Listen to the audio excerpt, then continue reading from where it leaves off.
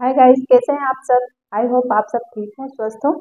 Basic English grammar की एक series की शुरुआत किए थे जिसमें आज हमारा क्लास 12 है। इस क्लास 12 में हम आपका स्वागत करते हैं। आज हम इस क्लास में सीखेंगे पार्ट्स ऑफ स्पीच। आप बहुत सारे सुने होंगे, इस नाम से परिचित होंगे, पार्ट्स ऑफ स्पीच। आज आइए हम सीखते हैं पार्ट्स ऑफ स्पीच होती क्या है। पार्ट्स ऑफ स्पीच, पार्ट मतलब भाग, ऑफ स्पीच मतलब सेंटेंस के जो भाग होते हैं, वर्ड होते हैं। आप वर्ड कह सकते हैं, स्पीच मतलब बोलना। आप क्या बोलते हैं, सेंटेंस बोलते हैं। उसी सेंटेंस के जो भाग है, जो वर्ड है, और जो वर्ड है किस लिए यूज हुए हैं, इसका काम क्या है और कहाँ कहाँ यूज हुए हैं, उस सब को हम पार्ट्स ऑफ स्पीच को उस सब को हम पार्ट्स ऑफ स्पीच कहते हैं। There are 8 parts of speech. वैसे जो मेनली है वो 8 है। पार्ट्स ऑफ स्पीच 8 है मेनली। वैसे आपको और सारी बुक में they are 10, they are 9 parts of speech मिल जाएंगे। अब कारण क्या है, इसका रीजन ये है कि जो एडवर्ब हम पढ़ते हैं, एडजेक्टिव पढ़ते हैं, सॉरी एडजेक्टिव जो हम पढ़ते हैं, तो उसमें जो आर्टिकल है उसको भी हम, बहुत सारे लोग उसको भी पार्ट्स ऑफ स्पीच में ऐड कर देते हैं, लेकिन हम उसको पढ़ेंगे एडजेक्टिव में।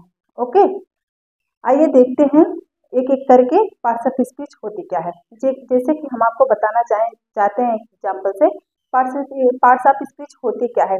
जैसे अगर आप खाना बना रहे हैं, खाने में जो आप सब्जी बनाते हैं उसमें बहुत सारे आइटम डालते हैं, बहुत सारे मटेरियल डालते हैं। उन सारे मटेरियल के नाम भी अलग होते हैं, उनके काम भी अलग होते हैं। तो हम ऐसा कह सकते हैं कि जो सब्जी में डाला गया है उसे हम पार्ट्स ऑफ स्पीच कहते हैं। जैसे कि एक एग्जाम्पल से और समझ लीजिए। जैसे अगर आप कोई मूवी देखते हैं, कोई हीरो है, अगर एक मूवी में भाई का रोल प्ले कर रहा है, तो अगली मूवी जब आप देखेंगे वो फादर का रोल प्ले कर रहा होगा। तो आप कैसे समझ पाएंगे, जब तक आप ये नहीं समझ पाएंगे कि रोल कौन सा है इसमें, इसका कौन सा रोल है, तब तक आप ना उस मूवी को समझ पाएंगे। और सेम उसी प्रकार ये सेंटेंस जो हमारे हैं, सेंटेंस में जब तक आप ये नहीं समझ पाएंगे कि ये वर्ड नाउन के रूप में प्रयोग हुआ है कि प्रोनाउन के रूप में प्रयोग हुआ है कि वर्ब के रूप में प्रयोग हुआ है, जब तक आप उसकी सही जगह, सही स्थिति नहीं जान पाएंगे, उसका सही प्रयोग नहीं जान पाएंगे, तब तक आप उस सेंटेंस को समझ नहीं पाएंगे, उसका कोई अर्थ नहीं निकलेगा। इसीलिए पार्ट्स ऑफ स्पीच में यही सब बताया जाता है, यही सब पढ़ाया जाता है, ताकि आप सेंटेंस को अच्छे से समझ जाएं। उसके जो पार्ट्स को अच्छे से अगर आप समझ जाएंगे तो सेंटेंस का अर्थ निकाल लेंगे आप। ओके, आई होप आपकी समझ में आ रहा हो जो हम आपको बता रहे हैं। देखिए, अभी हम बताएंगे एग्जाम्पल से, आपको और भी बेहतर समझ में आएगा। देखिए, क्लास की शुरुआत करते हैं। देखिए हमारा क्या है, पहला वर्ब। जैसे आप सुनते आए होंगे, noun, pronoun, verb, adverb, adjective, preposition, conjunction, interjection, आप इसे पढ़े होंगे, याद होगा, आप याद किए होंगे, आप सुनते आएंगे। लेकिन आपको आज हम दूसरे तरीके से बताएंगे, आपको अच्छे से याद हो जाएगा। हम आपको 8 पार्ट्स ऑफ स्पीच अभी यहाँ पर इंट्रोडक्शन के तौर पे बताएंगे। उसके बाद एक एक पार्ट्स ऑफ स्पीच को हम डिटेल से कवर करेंगे। तो आइए समझते हैं। वर्ब, वर्ब पहला हमारा है वर्ब। पहले हम डिफिनीशन देख लेते हैं, पार्ट्स ऑफ स्पीच की डिफिनीशन देख लेते हैं। देखिए, definition of parts of speech. Parts of speech को हम एकदम शॉर्ट तरीके से जानेंगे, उसका एकदम शॉर्ट मीनिंग निकालेंगे। देखिए, a parts of speech is just the name given to a word based on the job that it does it in a sentence। इसकी मीनिंग क्या होगी? A parts of speech is just the name given to a word based on the job that it does in a sentence। इसकी इसकी meaning ये होगी कि एक sentence में, देखिए, एक सेंटेंस में जो वर्ड होते हैं उस वर्ड के जॉब के अनुसार, ठीक है, आप समझ रहे हैं, एक सेंटेंस में जो वर्ड होते हैं उस वर्ड के जॉब के अनुसार, आई मीन उसके उस वर्ड के काम के अनुसार उसको जो नाम मिलता है उसी को हम पार्ट्स ऑफ स्पीच कहते हैं। जैसे एक सेंटेंस है, एक सेंटेंस में बहुत सारे वर्ड यूज हुए होते हैं, उस वर्ड के जॉब के अनुसार, जॉब मतलब उसके काम के अनुसार, वो क्या काम कर रहा है, वो नाउन का काम कर रहा है कि प्रोनाउन का काम कर रहा है कि वर्ब का काम कर रहा है कि एडवर्ब का काम कर रहा है। ओके, उसके नाम के अनुसार, उसके जॉब के अनुसार उसको जो नाम दिया जाता है उसी को पार्ट्स ऑफ स्पीच कहते हैं। देखिए, जैसे कि एग्जाम्पल्स हम देखेंगे, एग्जाम्पल, सॉरी इसमें एग्जाम्पल तो है नहीं, हम एक एक करके पार्ट्स ऑफ स्पीच को पहले पढ़ेंगे, उसके बाद उसके सारे इंट्रोडक्शन जानेंगे।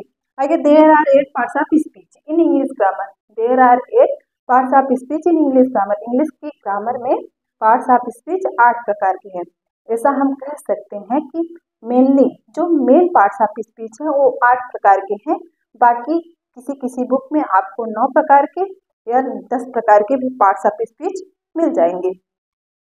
देखिए पहला हमारा वर्ब। वर्ब को हम क्या कहते हैं, पहले हम सारे पार्ट्स ऑफ स्पीच से इंट्रोड्यूस आपको करा देना चाहते हैं। देखिए वर्ब को एक्शन वर्ड, नाउन को नेमिंग वर्ड, प्रोनाउन को रिप्लेस नाउन। हम एक एक करके आपको सारे डिटेल से बताएंगे। फिलहाल आप पहले एक एक पार्ट ऑफ स्पीच से इंट्रोड्यूस हो जाइए।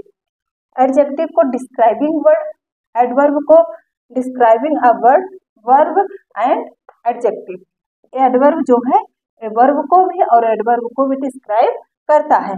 प्रीपोजिशन सो रिलेशनशिप, प्रीपोजिशन हमारा रिलेशनशिप बताता है। कंजक्शन हमारा ज्वाइनिंग वर्ड है, दो वर्डों को या दो नाउन या प्रोनाउन को जोड़ता है। इंटरजेक्शन एक्सप्रेसिव वर्ड है, एक्सप्रेसिव मतलब देखिए हिंदी देख लीजिए, वर्ब को क्रिया कहते हैं, नाउन को संज्ञा कहते हैं, प्रोनाउन को सर्वनाम कहते हैं, एडजेक्टिव को विशेषण कहते हैं, एडवर्ब को क्रिया विशेषण कहते हैं। प्रीपोजिशन को संबंध सूचक कहते हैं और जो कंजक्शन है वो संयोजक है, जोड़ता है, ज्वाइनिंग वर्ड को कहते हैं। और इंटरजेक्शन को विस्मयाद बोधक कहते हैं। विस्मयाद मतलब स्ट्रॉन्ग फीलिंग जो दे, स्ट्रॉन्ग मतलब अचानक से कोई चीज जब अचानक आपके साथ होती है, जैसे आप कोई मूवी देख रहे हैं, उसमें हॉरर मूवी देख रहे हैं, अगर कोई घोस्ट रहता है आप डर जाते हैं तो स्ट्रॉन्ग फीलिंग होती है, अचानक आप डर गए। ऐसे वर्ड की तो कोई मीनिंग होती नहीं है, लेकिन उसका प्रयोग इसमें हम करते हैं इंटरजेक्शन में। ओके, एक एक करके हम सारे डिफिनीशन को देखेंगे और उसके एग्जाम्पल से देखेंगे तो आप सारे पार्ट्स ऑफ स्पीच समझ जाएंगे। उसके बाद हम आपको एक एक करके सारे पार्ट्स ऑफ स्पीच पढ़ाएंगे। ठीक है, आइए देखते हैं। आप ले लीजिए स्क्रीनशॉट, हम लेकर आते हैं आपके लिए वर्ब।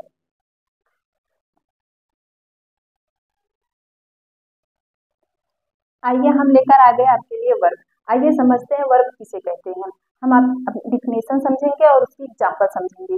ठीक है, देखिए वर्ब को एक्शन वर्ड कहते हैं। एक्शन वर्ड क्यों कहते हैं, क्योंकि जो क्रिया करते हैं, जो क्रिया करते हैं, क्रियाकलाप हम करते हैं उसमें एक्शन रहता है। एक्शन का मतलब होता है क्रिया करना, चलना फिरना, दौड़ना, उठना बैठना, खाना, इसी को क्रिया कहते हैं। और क्रिया को एक्शन वर्ड इसीलिए कहते हैं। तो आप इसको डिस्क्राइब कर सकते हैं एक्शन वर्ड से, वर्ब को डिस्क्राइब कर सकते हैं एक्शन वर्ड से। ठीक है, देखिए एक्शन वर्ब की डिफिनीशन हम देखेंगे और डिफिनीशन के बाद हम एग्जाम्पल देखेंगे तो बेहतर समझ में आएगा। देखिए वर्ब को एक्शन वर्ड कहते हैं, हम आपको बता दिए एक्शन वर्ड क्यों कहते हैं। डिफिनीशन देखते हैं। डिफिनीशन मतलब होती है परिभाषा। A word is a word that shows an action और स्टेट ऑफ बीइंग। ठीक है, स्टेट ऑफ बीइंग, इसकी मीनिंग ये होगी कि एक जो वर्ब होता है वो दिखाता है, एक जो वर्ब होता है वो सेंटेंस में ये दिखाता है कि एक्शन क्या है, मतलब उसकी क्रिया क्या है, उसका काम क्या है, स्टेट ऑफ बीइंग, और उसकी स्थिति को भी दर्शाता है। आप मोटा मोटा ये जानिए कि क्रिया जो है, क्रिया को वर्ब को क्रिया कहते हैं और वर्ब को हम डिस्क्राइब करते हैं एक्शन वर्ड से। एक्शन वर्ड से हम क्यों डिस्क्राइब करते हैं, क्योंकि चलना बोलना उसमें क्रियाकलाप रहती, गतिविधि रहती है, इसलिए हम उसको एक्शन वर्ड कहते हैं। एक वर्ब है, जो एक सेंटेंस है, उस सेंटेंस में जो वर्ब है, क्रिया जो है वो वर्ड के जो एक्शन को, जो क्रिया है सेंटेंस में, जो क्रिया है सेंटेंस में, जो वर्ब है वो एक एक्शन को और स्टेट ऑफ बीइंग, स्थिति को, सिचुएशन को सोस मतलब दिखाती है। जब आप एक सेंटेंस देखेंगे उसमें सेंटेंस के वर्ब का काम क्या होगा, वो एक्शन को दिखाएगा और स्थिति मतलब सिचुएशन को दिखाएगा। आई होप आपके समझ में आ गया हो। आइए देखते हैं सच है इज एम आर। देखिए is am are, go, come, sleep etcetera. देखिए ये हमारे हेल्पिंग वर्ब है, इसको वर्ब की कैटेगरी में ही रखते हैं। ये हेल्पिंग वर्ब है, ये हमारे मेन वर्ब है। तो आप जान गए एग्जाम्पल से, is am are, go, come, sleep, ये सब हेल्पिंग वर्ब है, हमारे मेन वर्ब है, ये सारे वर्ब की कैटेगरी में ही आएंगे। देखिए एक्सेट्रा। अब एग्जाम्पल से देखते हैं। अभी आप एग्जाम्पल से देखेंगे वर्ब जो है कभी कभी वर्ब के रूप में, कभी कभी नाउन के रूप में भी उसका प्रयोग होता है। देखिए अभी एग्जाम्पल से आप समझ जाएंगे। आई लाइक इंग्लिश, मुझे इंग्लिश पसंद है। आप डिस्क्राइब कीजिए कि इसमें से वर्ब क्या है, आप कमेंट में जरूर बताइएगा इसमें वर्ब क्या है। He comes here everything. I like English, मुझे इंग्लिश पसंद है। आगे देखिए, ही कम्स हियर एवरीथिंग, वह यहाँ रोज आता है। इसकी मीनिंग होगी वह यहाँ रोज आता है। सी वर्क इन अ कंपनी, वह एक कंपनी में काम करती है। हर वर्क इज इजी, उसका काम बहुत सरल है। आप देखिए, हम आपको बता रहे हैं कि यहाँ पर लाइक वर्ब है, कम्स यहाँ पर वर्ब है, वर्क जो है वर्ब है, लेकिन यहाँ पर वर्क वर्ब नहीं है। देखिए, वर्क यहाँ पर नाउन के रूप में प्रयोग हुआ है और यहाँ पर वर्ब के रूप में प्रयोग हुआ है। हम आपको बताए थे कि एक जो पर्सन होता है उसका जो एक वर्ड होता है वो कई रूपों में उसका प्रयोग सेंटेंस में होता है, कहीं वर्ब के रूप में, कहीं नाउन के रूप में, कहीं एडवर्ब के रूप में, कहीं प्रोनाउन के रूप में। देखिए, वर्क जो है, आप देख लीजिए एग्जाम्पल से, यहाँ पर वर्क जो है वर्ब के रूप में हुआ है और वही वर्क यहाँ पर नाउन के रूप में हुआ है। हर वर्क इज इजी, उसका काम सरल है। तो यहाँ पर देखिए, एक सब्जेक्ट हो गया, ये हमारा नाउन हो गया, सॉरी सब्जेक्ट कह दिए, ये हमारा नाउन हो गया और यहाँ पर हम देखेंगे ये हमारा वर्ब है। ठीक है, आई होप आपके समझ में आ गया हो। आप ले लीजिए एक स्क्रीनशॉट, हम लेकर आते हैं आपके लिए नाउन। ओके, आइए हम लेकर आते हैं आपके लिए नाउन। आइए नाउन को सीखते हैं। आप नाउन बहुत पढ़ते आए होंगे बचपन में कॉलेजेस में, हाँ, बच्चों को बताते आते हैं, टीचर को हम लोग को भी बताए हैं। नाउन की simple definition, A noun is the name of a person, place और थिंग, किसी व्यक्ति, वस्तु या स्थान के नाम को संज्ञा कहते हैं, नाउन को संज्ञा कहते हैं। तो ठीक है, लेकिन आज हम अलग तरीके से बताएंगे आपको नाउन क्या है। नाउन का मतलब क्या होता है? Naming word. नेमिंग वर्ड का मतलब किसी का नाम नाउन है, चाहे वो पर्सन हो, चाहे वो थिंग हो, चाहे वो प्लेस हो। इन्हीं तीन चीजों में आप देखे होंगे, इन्हीं नाउन, पर्सन, प्लेस, थिंग, इन्हीं तीन चीजों में पूरा ब्रह्मांड है। अगर आप कहीं रह रहे, जैसे मेरा नाम जो है वो नाउन है, ठीक है। अगर हम जहाँ रह रहे हैं, जैसे हम सुल्तानपुर में रह रहे हैं, तो एक नाउन है। अगर हम हाथ में मार्कर लिए हैं तो ये भी एक नाउन है। आगे कैमरा है, ये भी एक नाउन है। पीछे ब्लैक बोर्ड है, ये भी एक नाउन है। एवरीथिंग, चाहे जो सारी वस्तुएं नाउन है, जिसका अगर नाम है वो नाउन है। अगर कोई फीलिंग भी है तो उसका नाउन है, जैसे खुशी, वो भी नाउन है। खुशी मतलब खुश होना, वो भी एक नाउन है। रो रहे हैं, वो भी एक नाउन है, क्योंकि उसको एक नाम दे रहे हैं। हम जो जिस चीज को कोई नाम दे देंगे तो नाउन हो जाएगा। आइए देखते हैं हम नाउन को क्या कहते हैं। नाउन का दूसरा नाम है नेमिंग वर्ड। नाउन का दूसरा नाम ही है नेमिंग वर्ड। देखिए, a noun is the name given to a person, animal, place, thing, feeling और idea. A noun is the name. Noun क्या करता है? नाम देता है। गिवन टू, किसको देता है? नाम देता है। नाउन है जो, नाउन जो है वो नाम देता है। किसको देता है? Given to a person, animal, place, thing, feeling और आइडिया। देखिए, किसको किसको नाम देता है। अगर आप ध्यान से देखेंगे, इन्हीं सारी चीजों में पूरा ब्रह्मांड है, इन्हीं सारी चीजों में पूरी दुनिया है, क्योंकि इन्हीं सारी चीजों से पूरी दुनिया बनी है। देखिए, पर्सन किसी व्यक्ति को कहते हैं, एनिमल किसी जानवर को, प्लेस किसी स्थान को, थिंग किसी वस्तु चीज को, चीज कोई भी हो सकती है। फीलिंग मतलब हमारी जो फीलिंग है, जो हम फील करते हैं, महसूस करते हैं, वो आइडिया मतलब हमारे थॉट, विचार को। आइए देखते हैं क्या क्या होते हैं नाउन। नाउन हम जान गए कि हम नाउन पर्सन को, एनिमल को, प्लेस को, थिंग को, फीलिंग को और आइडिया को नाउन कहते हैं। ठीक है, देखिए, सच है, जैसे कह सकते हैं रोली, किसी का नाम है इसलिए नाउन है। गर्ल, सारी लड़कियों के ग्रुप को हम गर्ल, जितनी लड़कियां उनको हम गर्ल कहते हैं, एक नाम दे दिए ना, इसलिए वो नाउन है। बॉय, जितने लड़के हैं उनको एक नाम दे दिए इसलिए वो बॉय है, इसलिए वो नाउन है। टीचर, सारे अध्यापक को हम, टीचर को हम अध्यापक का नाम दे दिए इसलिए वो नाउन है। यहाँ देखिए, कुत्ता, डॉग माने कुत्ता, डॉग भी एक नाउन है। सुल्तानपुर किसी प्लेस का नाम है इसलिए नाउन है। ये एक एनिमल का नाम है इसलिए नाउन है। लव जो होती है, फीलिंग होती है, वो भी एक नाउन है। होप मतलब होता है आशा, वो भी एक नाउन है। आशा करना, भरोसा करना, उसको क्या कहते हैं? होप। ठीक है, एक्सेट्रा। तो हम देख लिए इतने सारे वर्ड नाउन है। एग्जाम्पल से देखते हैं। रोली लिव्स इन सुल्तानपुर, रोली सुल्तानपुर में रहती है। तो देखिए, यहाँ पर रोली नाउन है। सुल्तानपुर एक प्लेस का नाम है, ये भी एक नाउन है।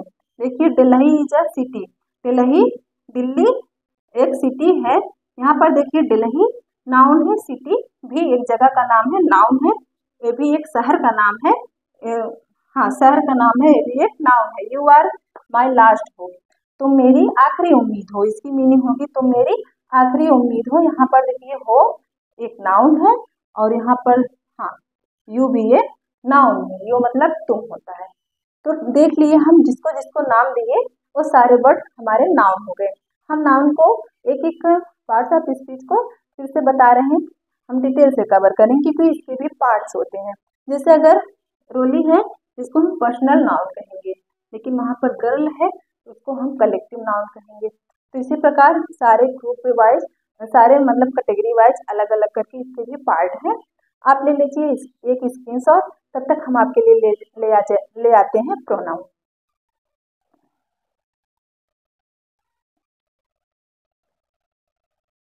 आइए हम लेकर आ गए आपके लिए प्रोनाउन। आइए प्रोनाउन को समझते हैं कि प्रोनाउन की डिफिनेशन क्या होती है और उसके एग्जाम्पल से समझेंगे कि उस प्रोनाउन का यूज कैसे होता है, कहाँ होता है। आइए देखते हैं प्रोनाउन का। यहाँ पर देखिए हमारा वर्ब हो गया, नाउन हो गया, अगला है हमारा प्रोनाउन। प्रोनाउन को रिप्लेस अ नाउन, प्रोनाउन का काम क्या है और नाउन को रिप्लेस करता है। जैसे अगर कोई वाक्य है उसमें बार बार अगर किसी नाउन का किसी का नाम लेंगे, नाउन का नहीं नाउन का ही समझ लीजिए, किसी का नाम लेंगे तो अच्छा नहीं लगेगा, और सेंटेंस लंबा भी हो जाएगा और पढ़ने में अच्छा नहीं लगेगा, सुनने में भी अच्छा नहीं लगेगा। इसलिए नाउन को रिप्लेस करने के लिए हम प्रोनाउन का यूज करते हैं। आइए देखते हैं प्रोनाउन क्या है। प्रोनाउन को रिप्लेस नाउन कहते हैं, मतलब नाउन को रिप्लेस करता है उसके स्थान पे। रिप्लेस का मतलब होता है नाउन के स्थान पे हम प्रोनाउन का यूज करते हैं। जैसे ही का सॉरी बॉय अगर लड़का है, लड़के के लिए हम ही, लड़की के लिए हम सी। लड़का लड़की जो है हमारा नाउन है और सी जो है हमारा प्रोनाउन है। देखिए a pronoun is a work used in place of a noun और नाउन फ्रेजेस टू अवॉइड रिप्लेशन। रिप्लेशन मतलब होता है दोहराना, ठीक है, रिप्लेशन। तो एक बार फिर से देख लेते हैं। A pronoun is a work used in used in place of a noun और नाउन फ्रेजेस टू अवॉइड रिप्लेशन। रिप्लेशन मतलब होता है दोहराना।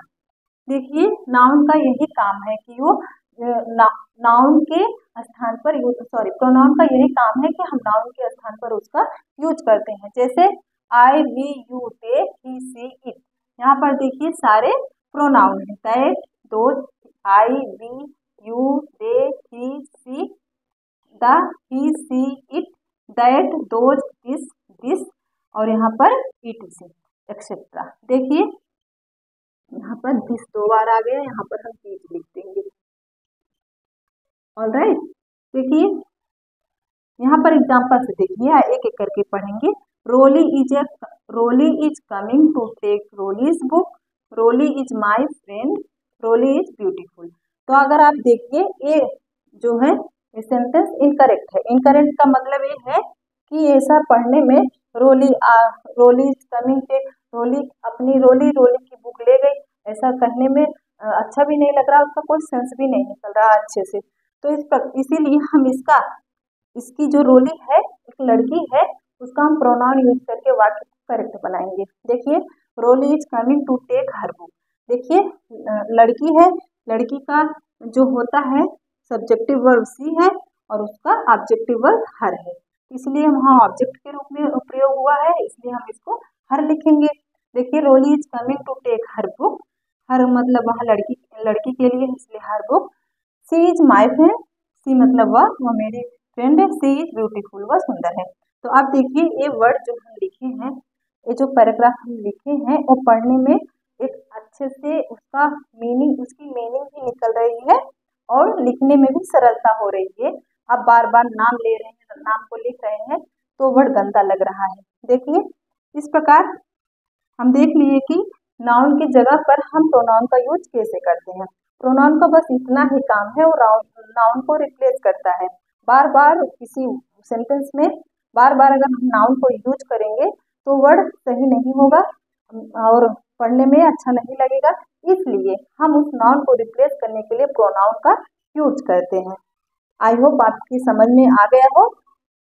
हम आपको बताएंगे कल एडजेक्टिव। एडजेक्टिव क्या होती है, इसकी डिफिनेशन एग्जाम्पल एक एक करके सारे पार्ट्स ऑफ स्पीच बताएंगे। आज की क्लास यहीं खत्म करते हैं। आई होप आपको अच्छा लगा हो पढ़ के। अगर अच्छा लगा हो तो कमेंट करके जरूर बताइएगा, और जो मिस्टेक हमसे हुई है वो भी कमेंट करके आप बताइएगा, ताकि हम भी आपसे कुछ सीखें।